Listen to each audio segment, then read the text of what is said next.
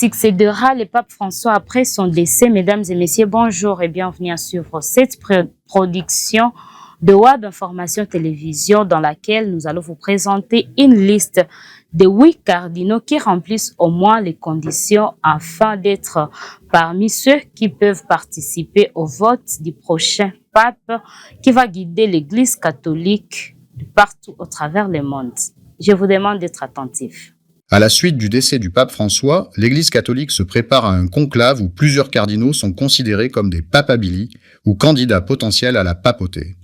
Voici une présentation détaillée de 8 cardinaux susceptibles d'être élus lors de ce conclave, chacun apportant une vision unique et une expérience significative à l'Église universelle. Premier, cardinal Pietro Parolin, Italie. Le cardinal Pietro Parolin, actuel secrétaire d'État du Vatican, est reconnu pour sa diplomatie habile et sa gestion efficace des affaires internationales de l'Église.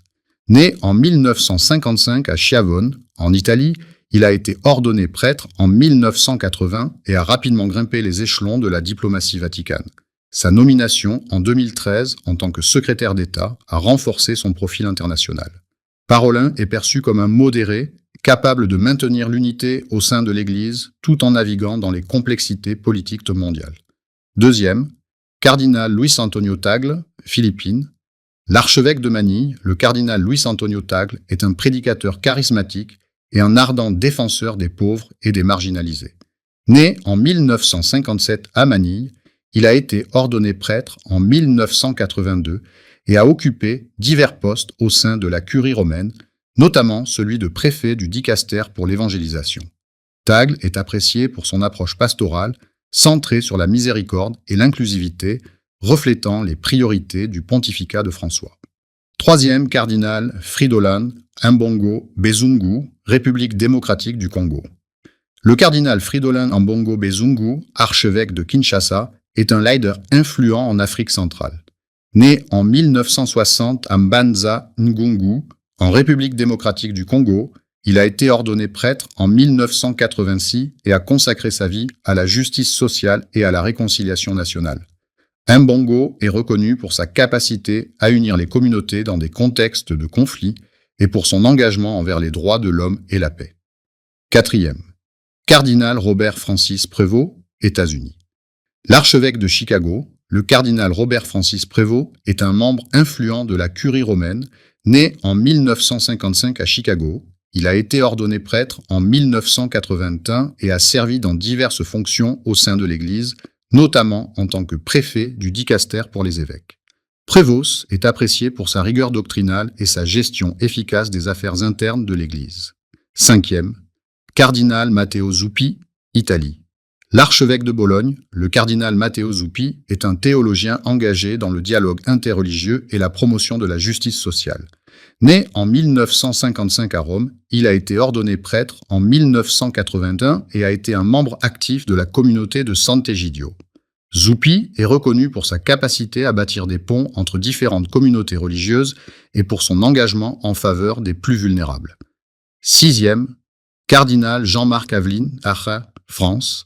L'archevêque de Marseille, le cardinal Jean-Marc Aveline, est un théologien et pasteur engagé dans le dialogue œcuménique et interreligieux.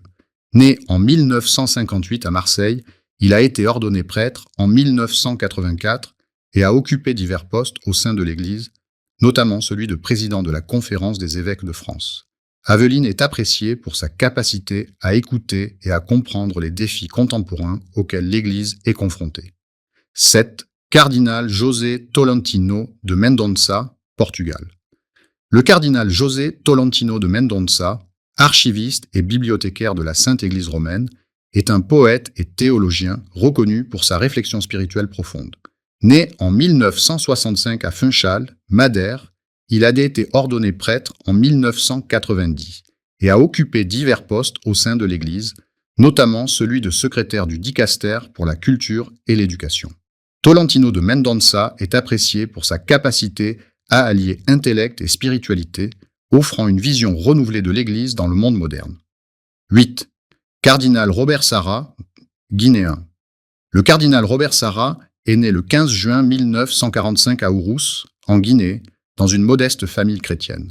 Ordonné prêtre en 1969, il a rapidement été reconnu pour sa piété, sa rigueur intellectuelle et son engagement envers l'Église. Son parcours intellectuel débute au petit séminaire de Bingueville en Côte d'Ivoire, avant qu'il ne poursuive ses études à Conakry, en Guinée. Après son ordination sacerdotale en 1969, il est envoyé à Rome où il fréquente la Pontificia Università Gregoriana, l'un des hauts lieux de la formation théologique catholique. Il y obtient une licence en théologie. Il poursuit ensuite des études à l'Institut biblique pontifical, spécialisé en exégèse et en sciences bibliques, puis en Terre Sainte, à l'École biblique et archéologique française de Jérusalem. Ces étapes soulignent sa spécialisation dans l'étude de l'Écriture sainte, domaine qui marquera profondément sa pensée. En 1979, il est nommé archevêque de Conakry à l'âge de seulement 34 ans, devenant ainsi l'un des plus jeunes évêques du monde. Il sera ensuite appelé à Rome, où il occupera plusieurs postes clés à la curie romaine, notamment en tant que préfet de la Congrégation pour le culte divin et la discipline des sacrements de 2014 à 2021, nommé par le pape François lui-même.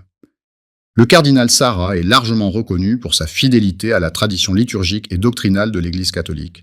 Il est un fervent défenseur de la messe célébrée ad orientem, tournée vers l'Orient liturgique, et d'une liturgie empreinte de silence, de sacré et de transcendance. Pour de nombreux catholiques, cela représente un retour aux racines spirituelles profondes de la foi, à une époque marquée par une certaine confusion ou dilution de l'identité chrétienne.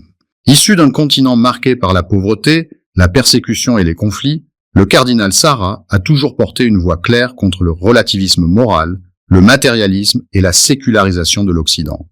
Ses prises de parole sur des sujets comme la famille, l'identité chrétienne, la dignité humaine et la liberté religieuse résonnent fortement chez les fidèles à la recherche de repères solides.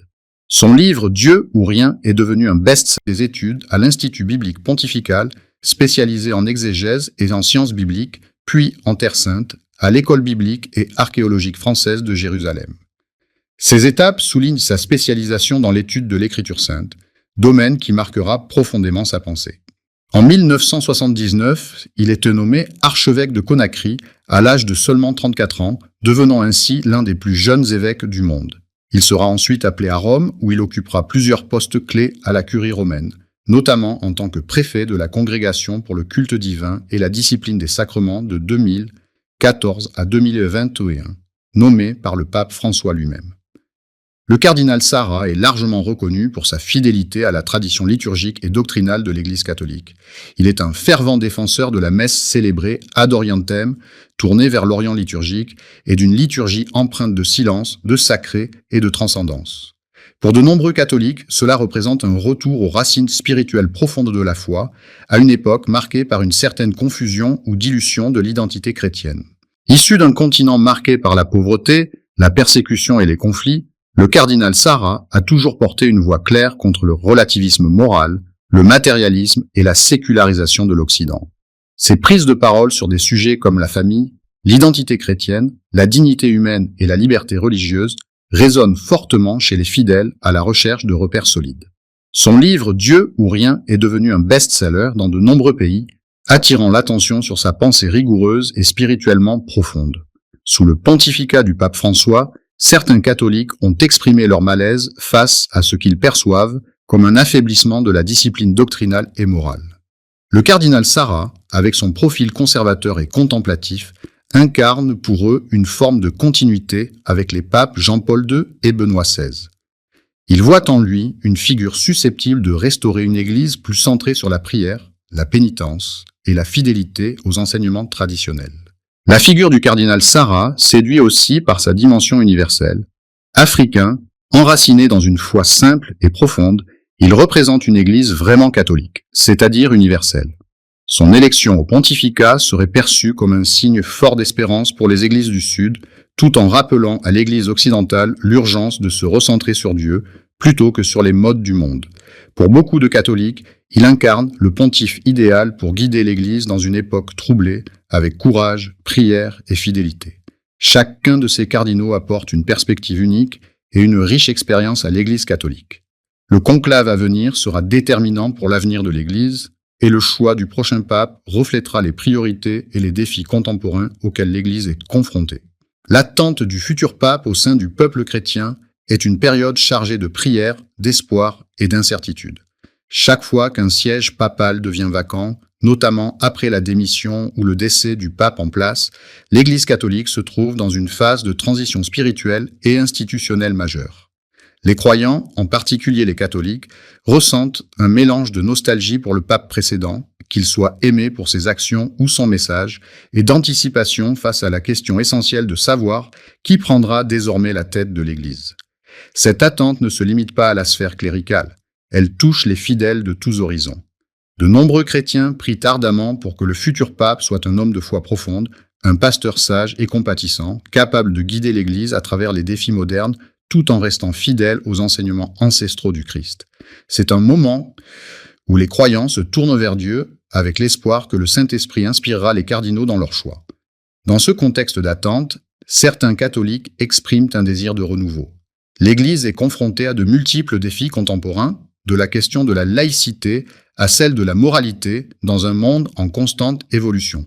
Certains chrétiens souhaitent voir un pape qui saura renouveler l'Église, non seulement dans sa doctrine, mais aussi dans ses pratiques pastorales et sociales. Ils aspirent à un leader capable de remettre l'Église sur la voie de l'unité et de la réconciliation, notamment après des années de scandales et de divisions internes. Pour beaucoup, le choix du futur pape pourrait bien déterminer l'avenir de l'Église face à une société de plus en plus sécularisée et individualiste. Cette attente est donc marquée par une tension entre la tradition et l'innovation, entre un désir de continuité et une nécessité de transformation dans un monde de plus en plus complexe. En parallèle, certains catholiques attendent du futur pape une approche plus universelle de l'Église. L'Église catholique, en tant qu'institution mondiale, est constituée de communautés extrêmement variées, allant des pays occidentaux aux régions d'Afrique et d'Asie. Chaque groupe de croyants a ses propres défis et ses préoccupations particulières. Ainsi, beaucoup de chrétiens espèrent que le futur pape saura être un guide pour l'Église universelle, prenant en compte les réalités culturelles et sociales de chaque continent. L'Église doit relever le défi de maintenir une unité solide tout en respectant les diversités de ses membres. Certains attendent donc du futur pape une capacité à renforcer cette communion mondiale à travers une plus grande écoute des voix provenant des périphéries et des régions éloignées du centre du pouvoir ecclésiastique, en particulier de ceux qui ont été marginalisés ou oubliés par l'institution. Enfin, l'attente du futur pape est aussi une occasion de réflexion personnelle pour chaque chrétien. Les fidèles se demandent tant souvent quel rôle ils doivent jouer dans l'Église après ce changement de direction. Ce moment de transition est pour beaucoup l'occasion de réaffirmer leur foi et leur engagement chrétien, tout en cherchant à renforcer leur propre relation avec Dieu. C'est une période de prière intense où les catholiques se tournent vers le Saint-Esprit, priant pour qu'il éclaire le processus de sélection et qu'il guide les cardinaux vers un choix inspiré. Voilà de quoi il était question, mesdames et messieurs. Vous avez suivi une liste de 8 cardinaux parmi lesquels il y a des cardinaux noirs, c'est-à-dire qui sont aussi dans la liste.